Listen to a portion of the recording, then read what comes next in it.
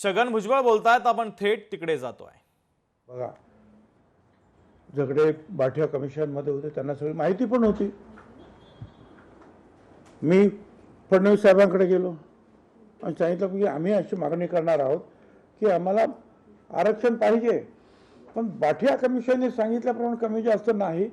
93 सालामध्ये 1993ला जे 27% आरक्षण आम्हाला लागू झालेलं आहे त्याप्रमाणे आम्हाला आरक्षण मिळालं पाहिजे. तर आम्ही ती बाजू मांडतो, तुम्ही आम्हाला मदत करा.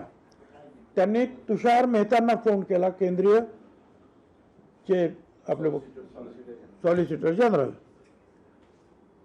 आणि मग इथे कोर्टामध्ये जे आहे सुप्रीम कोर्टात सुदैवानं जो 80-85 वर्षाच्या आहेत इंदिरा जयसिंघाने, ज्या 93च्या त्या कोर्टामध्ये सुद्धा त्यावेळेला लढलेल्या होत्या, त्या उभ्या राहिल्या.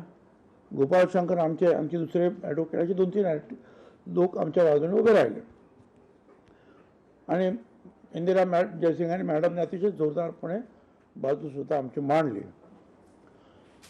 आदरणीय सुप्रीम कोर्टाने तिथल्या सर्व पार्टीज ज्या हजर होत्या त्यांना विचारलं की हे जे मागणी करतायत त्याच्यावर कोणा चर्चा करायची आहे, कोणाचा विरोध आहे. जे पक्ष होते पक्षकार त्यांनी सगळ्यांनी सांगितलं आमचा कुणाचाही याला विरोध नाही. आणि मग सुप्रीम कोर्टाने 6 मेला मागच्या निकाल दिला की ओबीसीचं आरक्षण हे बाठियाच्या पूर्वीचं जसं आरक्षण होतं, बाठिया कमिशनच्या अगोदरचं, ते आरक्षण जे आहे यापुढे लागू होईल. आणि आम्ही त्याच वेळेला एक आनंदाचा स्वीकार केला की बा आम्हाला आमचे हक्क मिळाले. आता परत सुप्रीम कोर्टामध्ये काही लोकांनी तो जो निकाल मिळाला होता आम्हाला ओबीसी अगोदरपासूनच जो आहे 27% आरक्षण लागू, त्याला परत चॅलेंज करण्यात आलं.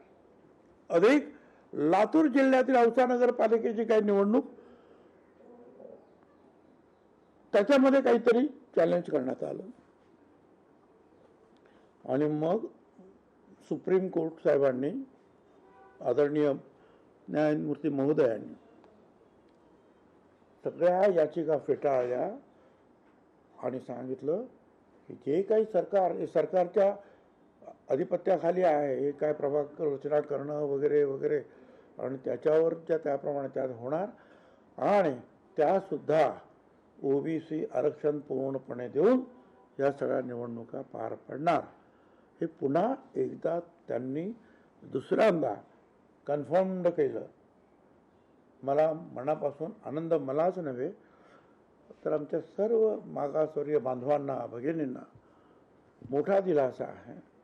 सुप्रीम कोर्टाचे आम्ही लाख लाख आभार मानतो की त्यांनी जे आहे आम्हाला आमचा न्याय परत मिळवून दिला. जो 27% आम्हाला अनेक 40-50 वर्ष लढल्यानंतर 93 साली इथे इम्प्लिमेंटेशन सुरू झालं मंडल आयोगाचं. पवार साहेबांनी पहिल्यांदाच महाराष्ट्रामध्ये मंडल आयोग लागू. लोकशाही मराठी ऐका, पहा, जागरूक रहा.